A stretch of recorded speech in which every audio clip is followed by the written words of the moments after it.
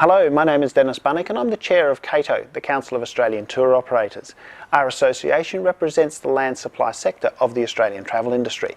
Now I know that's a bit of a mouthful, but our members create, supply and deliver the travel experiences that you buy through travel agencies.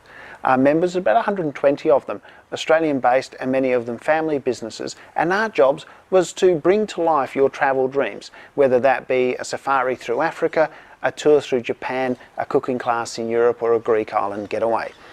I'd like to start by saying how very sorry I am that your holiday plans have been cancelled for this year. All of us in the industry are absolutely devastated by the events of COVID-19 and the fact that none of us can travel. We know how important holidays are to us and can only imagine how important they are to you.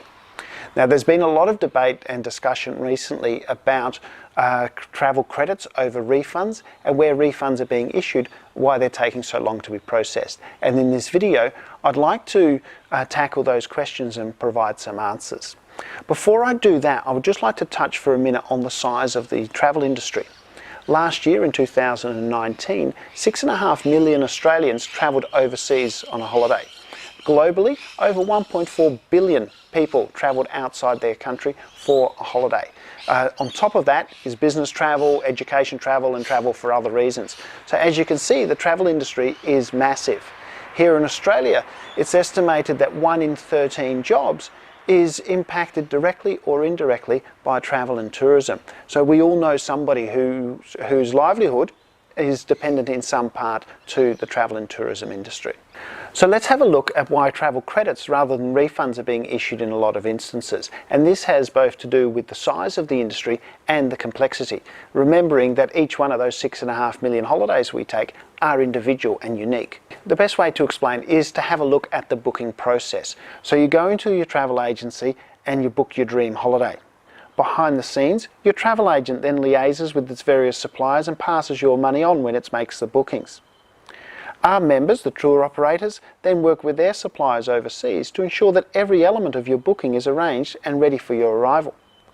Now, when you look at a typical 3-week European tour, there'll be dozens of individual components that make up that tour, ranging from hotels to tour guides, transportation, meals, entry fees and special experiences such as cooking classes. Now, all of these components are prepaid, some of them a year in advance. A good example is priority group entry into the major tourist attractions. Tour operators need to buy those well in advance of the beginning of the season for the entire year. Now, trying to unwind this and obtain a cash refund for each one of those individual components from overseas is pretty much impossible.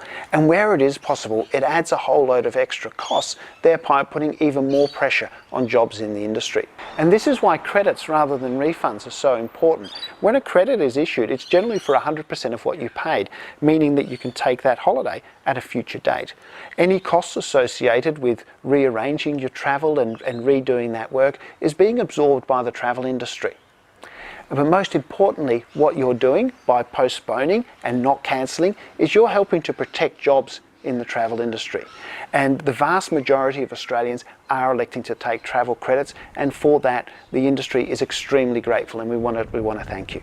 Now, our CATO members are fully aware and understanding of the fact that for some people a travel credit is just not an option at the moment. They may not be able to travel in the future, or their financial situation means that they need a cash refund at the moment.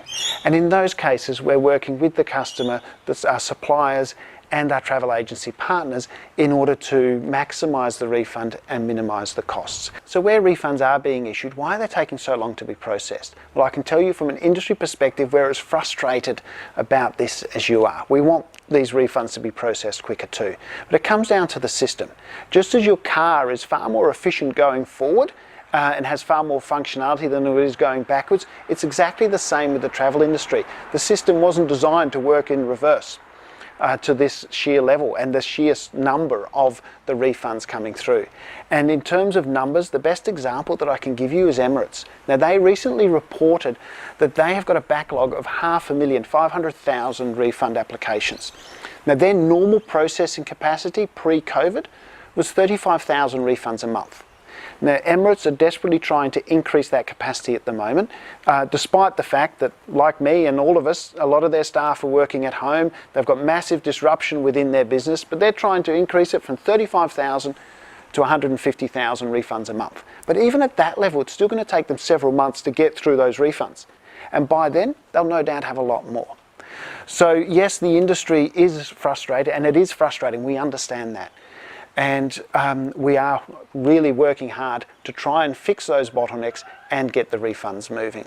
So in the meantime, what we're asking for is a little bit of patience and a little bit of understanding. Give us the time to work through the processes, to work through the system, and it will work out okay.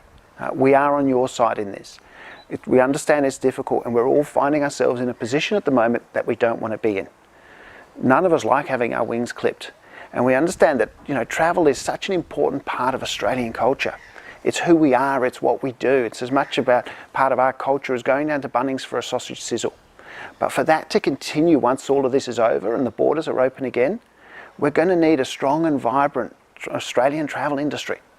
Because without it, our wings are all clipped permanently, and none of us want that. So let's work together, let's get through this, right?